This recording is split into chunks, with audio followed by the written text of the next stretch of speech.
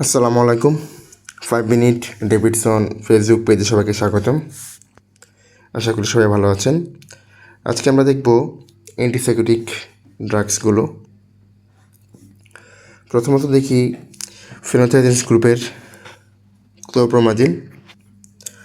Chlorpromazine এটা হচ্ছে D2 receptor block করে।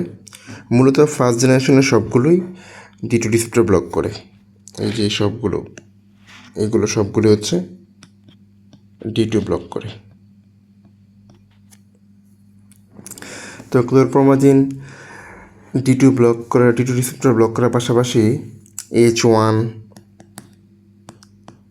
M1, আলফা 1ও ব্লক করে, যার ফলে সিডেশন, অ্যান্টিকোনার্জিক ইফেক্ট, হাইপোটেনশন বেশি থাকে। আর ইন্ডিকেশন হচ্ছে সিজোফ্রেনিয়া, একুট সাইকোসিস, মেনিয়া, সিভিয়ার এজিটেশন, এগুলোর ক্ষেত্রে ইউজ করা হয়।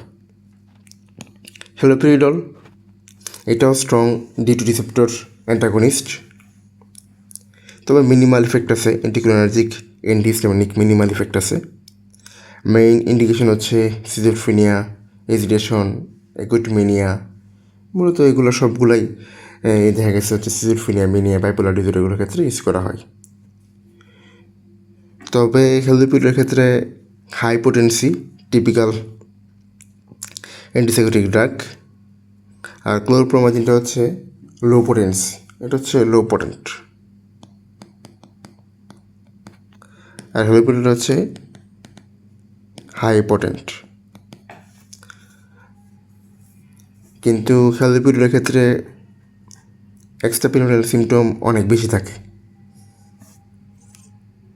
এরপর দেখি ফ্লুপেন্টিক্সল গ্রুপ। এটা হচ্ছে লং অ্যাক্টিং D2 ব্লকেট। এটা হচ্ছে লং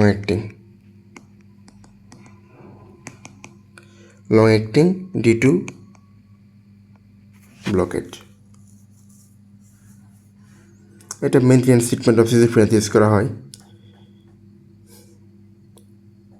তবে depot intramuscular given every 2 weeks, improve adherence.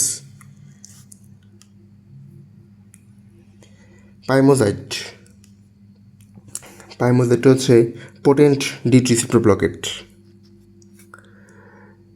Resistant সিজোফ্রেনিয়াতে রেয়ারলি ইউজ করা হয়, তবে এটার পাইমোজাইটের হচ্ছে কিউটি প্রলঙ্গেশন রিস্ক থাকে।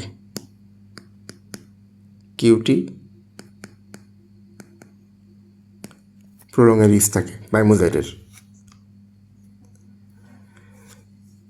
সাবস্টিটিউট বেঞ্জামাইনস গ্রুপের সালপ্রাইড, এটা selective D2 antagonist, limbic selective at low dose. Main indication হচ্ছে schizophrenia, depression with psychotic features, somatoform disorder ক্ষেত্রে ইউজ করা হয়। এটার লো ডোজের ক্ষেত্রে হচ্ছে এটার ইপিএসটা লেস থাকে, কিন্তু প্রোলাক্টিন বাড়ায়। এটার প্রোলাক্টিন ইনকেসটা কমন। এই সবগুলো হচ্ছে ফার্স্ট জেনারেশন। এরপর হচ্ছে সেকেন্ড জেনারেশনগুলো, ক্লোজাপাইন, ওলেনজাপাইন, কিটোপাইন, রিসপিরিডন, এগুলো সবই হচ্ছে সেকেন্ড জেনারেশনগুলো কী করে? ফার্স্ট জেনারেশনগুলো হচ্ছে D2 ব্লকেট করে মেনলি, আর সেকেন্ড জেনারেশনগুলো, এই যে সেকেন্ড জেনারেশন যেগুলো, এইগুলো হচ্ছে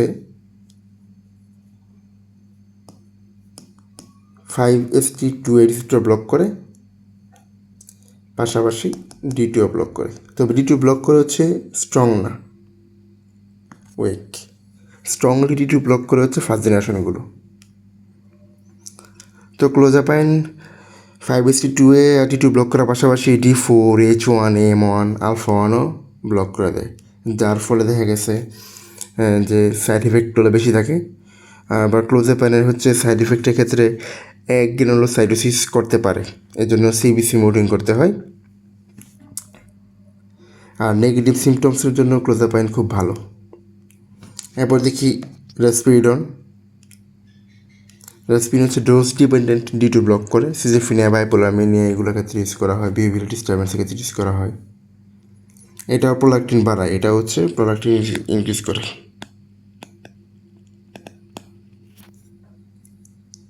ওলেনজাপাইন যদি দেখি, ওলেনজাপাইন 5-HT2A বেশি অ্যান্টাগনিজম, D2 ব্লক করে কম, আবার পাশাপাশি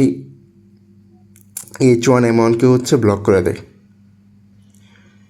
আর ওলেনজাপানের ক্ষেত্রে ওয়েট গেইনটা কমন আর মেটাবলিক সিন্ড্রোমও দেখা দেয়, আর এটা হচ্ছে সিলেশন হয় বেশি, ইপিএস কম। আর কুইটামাইনের ক্ষেত্রে যদি দেখি, কুইটামাইন D2 ব্লকেট উইকলি করে, কিন্তু স্ট্রং 5-ACT2 রিস্টোর ব্লক করে, আবার স্ট্রং H1 ব্লকেটও করে। এই দুটো তো করেই, পাশাপাশি H1 ব্লকেটও করে হচ্ছে quetiapine. Schizophrenia, bipolar depression, bipolar mania এগুলোর ক্ষেত্রে ইউজ করা হয়।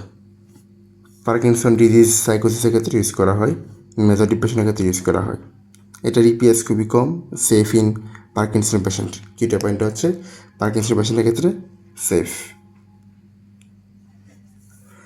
তো সামারিটি দেখিয়ে দেয় টিপিক্যাল অ্যান্টিসাইকোটিক ফার্স্ট জেনারেশনগুলো স্ট্রংলি D2 ব্লক করতেছে, আর second generation 5-ACT2 receptor block করতেছে, পাশাপাশি D2 ব্লক করতেছে ওয়েক। হ্যাঁ, আর প্রোলাক্টিনটা হচ্ছে বাড়ায় কমনলি হচ্ছে টিপিক্যালটা হচ্ছে প্রোলাক্টিন লেভেল বাড়ায় কমনলি। আর সাইড এফেক্টগুলো ইপিএস বেশি থাকে হচ্ছে ফার্স্ট জেনারেশনের, সেকেন্ড জেনারেশনের লেস ইপিএস থাকে। তো এই তো এগুলোই বলার ছিল। ভিডিওটি ভালো লাগলে অবশ্যই লাইক, কমেন্ট, শেয়ার করে অন্যকে দেখার সুযোগ করে দেবেন। ধন্যবাদ সবাইকে।